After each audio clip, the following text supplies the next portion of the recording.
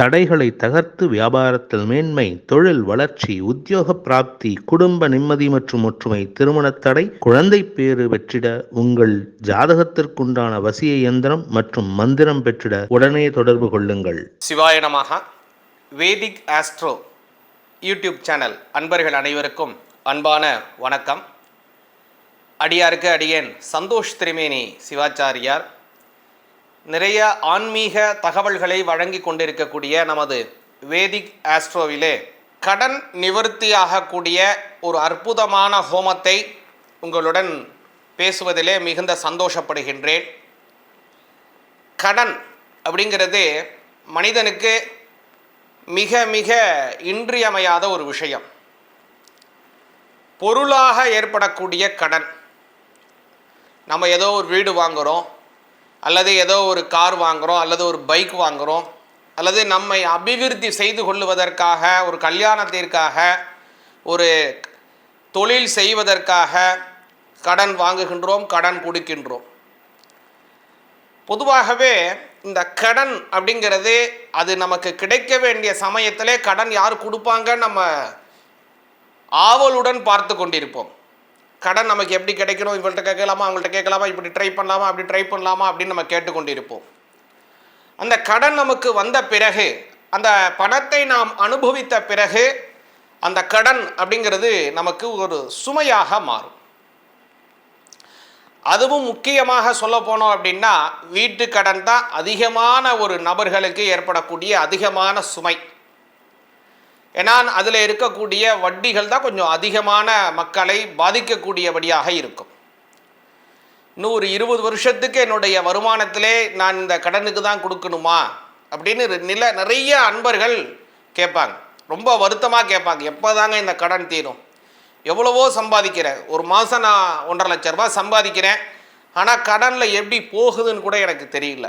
அதனால் அவ்வளோ சம்பாத்தியம் இருக்குது, ஆனால் எப்படி தான் இந்த கடன்லேருந்து நான் நிவர்த்தி அடைவது?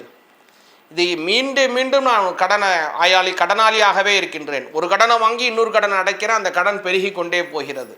இப்படின்னு நிறையாபடியான கடன் இருக்குது. இந்த கடன் ஒரு பக்கம் இருந்தாலும் ஒரு மனிதன் இந்த பூமியில் பிறந்தாலே ஒரு கடன். அதற்கு நம்மளுடைய முன்னோர்கள் சொன்னது என்ன அப்படின்னா, தேவ கடன், பித்ரு கடன், மனுஷ கடன், அதே மாதிரி ரிஷி கடன், பூத கடன் அப்படின்னு 5 விதமான கடன் இருக்கு. நாம் இந்த நல்ல சரீரம் நமக்கு ஏற்படுகின்றது, நம்மளுடைய கண்ணு நல்லா பார்க்குது, காது கேட்குது, வாய் பேசுது. இதற்கு நம்மளுடைய தாய் தந்தையர் முக்கிய காரணம். நம்ம வயிற்றில் இருக்கும்போது நம்மளுடைய தாயார் தேவையில்லாத சில பொருட்களை சாப்பிட்டுருந்தாங்க, விரும்பி சாப்பிட்டாங்கன்னா நமக்கு சில விஷயத்தில் கண்ணு கேட்காது, காது சரியாக அப்படி கேட்காது. அப்போது அவர்களுக்கு நாம் கடமைப்பட்டிருக்கிறோம். இந்த கண்ணுக்கு அது கேட்கறதுக்கு முதல்ல நம்ம பெற்றவங்களுக்கு கடமைப்பட்டிருக்கோம், அவங்களுக்கு நாம் கடன்பட்டிருக்கின்றோம். அதே மாதிரி இன்றைக்கி ஒரு சாஃப்ட்வேரை நம்ம யூஸ் பண்ணுறோன்னா முதல்ல என்ன பண்ணுறோம், அந்த நிறுவனம் யார் கண்டுபிடிச்சாங்களோ அவங்களுக்கு நாம் கடன்பட்டு ஏதோ ஒரு தொகையை அவங்களுக்கு நாம் அதுக்கு காப்பிரைட்டுன்னு சொல்லுவாங்க, அதை நாம் செய்கின்றோம். அதே மாதிரி நம்மளுடைய ரிஷிகள் அவங்களுடைய அந்த டெக்னாலஜி, அவங்களுடைய விஷயங்கள், அவர்களுடைய மந்திரத்தை நாம் அனாயாசியமாக நாம் சொல்லி கொண்டிருக்கின்றோம். தேவாரம், திருவாசகம், நால்வர்கள் பாடியது எல்லாத்தையும் நம்ம சொல்லி அதனுடைய பலன் அனுபவிச்சுட்டு இருக்கோம். ஆனால் அவங்களுக்கு நாம் என்ன பண்ணுறோம், அதற்கு தான் ரிஷி கடன் அப்படின்னு பேர். அதே மாதிரி இந்த உலகத்திலே, இந்த சராச்சரத்திலே இருக்கக்கூடிய அத்தனை விதமான பூதங்கள், காகம் இருக்குது, ஒரு சாதாரண அணில் இருக்குது, சாதாரண ஒரு பட்சி, மிருகங்கள், தாவரங்கள், ஜங்கமங்கள், பாம்பு, எல்லா ஜீவராசிக்கும் நம்ம கடமைப்பட்டு இருக்கோம். சாதாரண ஒரு தேனீ பூச்சி இல்லைன்னா இன்றைய தினம் இந்த உலகத்தில் பார்த்தீங்கன்னா பல உயிரினங்களே வாழ முடியாதுன்றாங்க. அப்படி ஒவ்வொரு ஜீவராசிக்கும் இந்த உலகத்தில் இருக்கக்கூடிய உணவு சங்கிலியிலே முக்கியமான ஒரு அங்கமாக இருக்கின்றது. அதனால் அவைகளுக்கு நாம் கடமைப்பட்டு இருக்கின்றோம், கடன்பட்டு இருக்கின்றோம். அது மாதிரி பார்த்தோம் அப்படின்னா இந்த கடன் எல்லாருக்கும் இருக்கின்றது. இந்த உலகத்தில் ஒரு மனிதன் பிறந்தாலே கடன் தான். ஆனால் இந்த முக்கியமான கடன் பொருள் கடன், மனிதர்களிடம் நாம் ஏற்படுத்தக்கூடிய பொருள் கடன். இந்த கடன் அப்படிங்கிறது நாம் இதிலிருந்து விடுதலை அடையக்கூடிய ஒரு கடன். இந்த கடனை எப்படி நாம் நிவர்த்தி செய்யணும் அப்படிங்கிறது தான் விஷயம். இந்த கடன் அப்படிங்கிறது நமக்கு முன் சொன்ன மாதிரி தான், அது வாங்கும்போது மிக மிக அவசியமானது.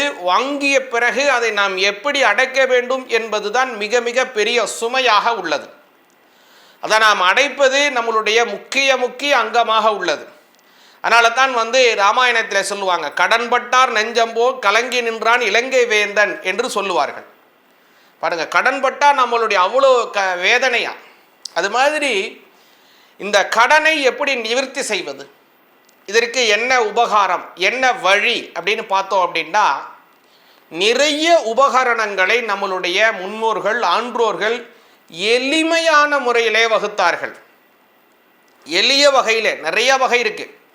அதில் முக்கியமானது என்ன அப்படின்னா, இந்த கடனுக்கு ருணம் அப்படின்னு பேர். அதுலேயும் இந்த கடனை நம்ம எப்படி அடைக்கணுங்கிறதையும் முன்னோர்கள் சொல்கிறாங்க. எப்படி அடைக்கணும் அப்படின்னா, அதில் சேஷம் இருக்கக்கூடாது. ருணசேஷம், அக்னி சேஷம், க்ஷத்ரு சேஷம் அப்படின்னு நிறையா. இதிலலாம் நம்ம சேஷம் வைக்கவே கூடாது. வியாதி சேஷம் வைக்கக்கூடாது.